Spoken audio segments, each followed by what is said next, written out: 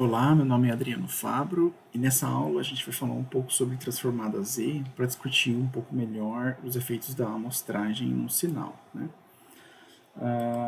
Então a gente sabe que, ou imagino que a transformada Z, né, ela é um pouco, parece, ela é uma transformada do tipo como se fosse a transformada de Laplace, ou transformada de Fourier, né? Também utilizada aí para fazer análise de sinais, né? Mas ela é tipicamente utilizada na análise de sistemas digitais, né? Então a transformada Z é utilizada em sequências ao invés de sinais no tempo, tá? Então é justamente essa aplicação que a gente explora para falar sobre sinais amostrados, né? Como a gente viu, um sinal amostrado no tempo, a gente pode encarar ele como uma sequência também, né? Amostrada num certo intervalo regular de tempo, tá? Então eu consigo definir a transformada Z, nesse sentido aí, de uma sequência xn a partir desse somatório aqui, dessa definição, né? Onde o Z aqui é a minha variável complexa, tá? No qual a minha transformada Z está definida aqui, tudo bem? Então, se a gente, a partir dessa definição aqui, a gente consegue relacionar a minha transformada Z com uma frequência ômega do sinal, né, de uma maneira parecida com o que a gente faz lá na transformada de Laplace, tá? Então eu tenho aqui o sinal x, né, transformada Z, com essa notação para reforçar essa relação, né? Substituo aqui essa relação, que é uma relação de amplitude e fase na frequência, então eu tenho uma amplitude R e uma fase que varia de acordo com a minha frequência, né? Então, se eu interpretar isso aqui no meu plano Z, né, eu vou ter a interpretação que talvez seja familiar para você, né, que é aquela do vetor girante. Então, na medida que a minha frequência aumenta, eu aumento a fase desse vetor que gira nesse círculo aqui de raio constante, né, admitindo que eu tenho um raio constante aqui.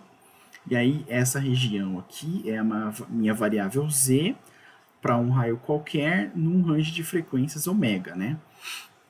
Então, tipicamente, a gente escolhe aqui, se eu escolher um raio unitário, né, eu vou ter que a minha variável z é simplesmente essa exponencial complexa, tá?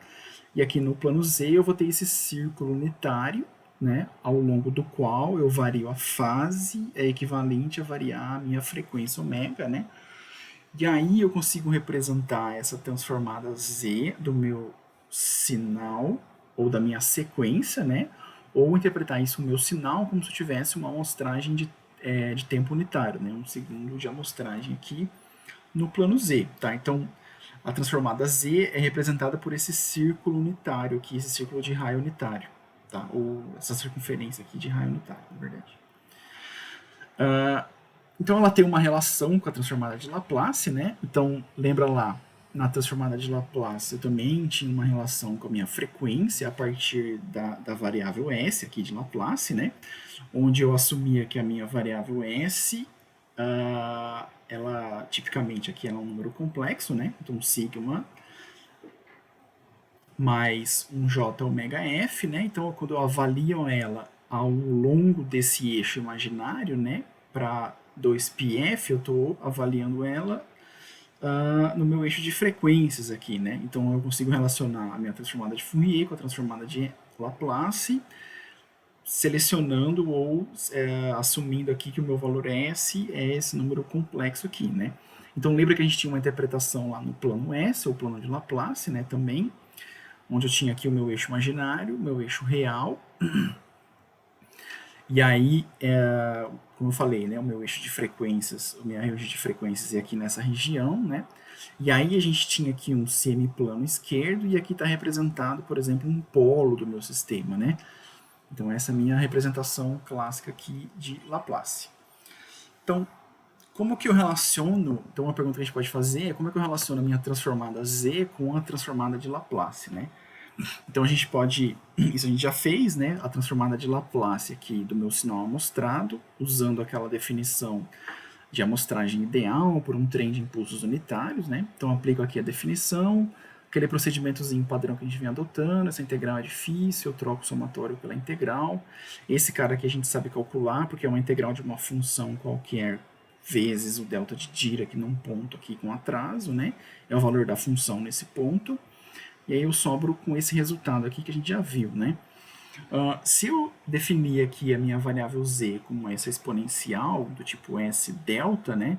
Então repara que se eu substituir aqui, isso vai ficar alguma coisa do tipo z elevado a menos n, tá? Que é o que a gente tem aqui, né? Então x de S para z igual a essa exponencial é esse somatório aqui para xn delta, né? Reforçando aqui a simbologia que foi amostrado com uma taxa de amostragem delta, para z elevado a n. Então, repara que eu tenho aqui a minha definição de transformada z. Então, eu relaciono a minha transformada de Laplace com a transformada z a partir da transformada de Laplace de um sinal amostrado. Então, não tem uma interpretação direta da transformada z para a transformada de Laplace. Né? Eu preciso amostrar o meu sinal no meio do caminho aqui. Tá? Então, essa relação aqui para reforçar essa amostragem, né? Como a gente já comentou nas outras aulas. Então, se eu aplicar aqui por definição, né, a transformada de Laplace do meu sinal amostrado, como a gente já viu, né? A gente, enfim, de novo lá, um procedimentozinho padrão, a gente já viu isso nas outras aulas, eu caio nesse resultado aqui, que está dizendo o que para mim, né? Está dizendo que a transformada de Laplace é um somatório da transformada de Laplace. A transformada de Laplace do sinal amostrado, perdão, é um somatório da transformada de Laplace do sinal original atrasado ou adiantado desse fator aqui e escalonado por esse fator 1 sobre delta, né? Então isso é muito parecido com o que a gente viu lá para o resultado da transformada de Fourier, né?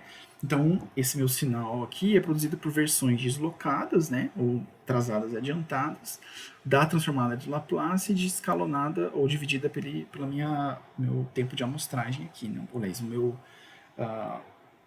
meu intervalo de amostragem, né? O delta segundos ali. Tá ok? Então, a minha transformada de Laplace da função amostrada, né, é relacionada com a transformada z a partir dessa relação que a gente definiu aqui, né? Então, repara que quando eu amostro o meu sinal no tempo, né, qual é o efeito disso no domínio de Laplace, né? Eu tenho uma periodização do meu sinal nesse domínio de Laplace, que é basicamente o que acontece com a transformada de Fourier, né?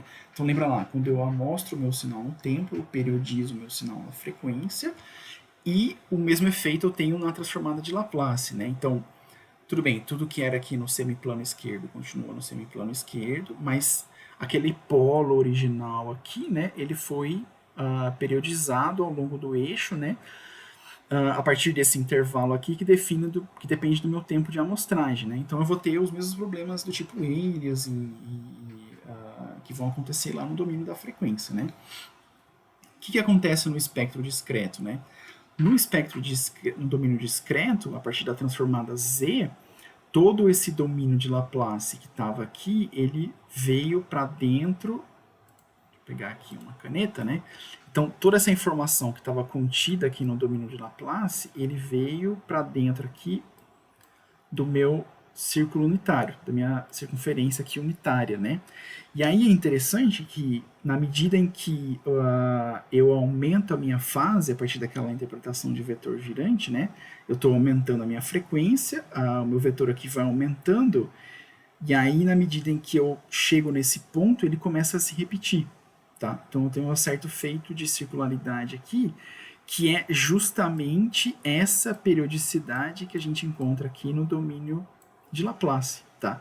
Então, naturalmente, no domínio discreto da transformada z, eu já tenho uma representação periodizada da frequência. Né?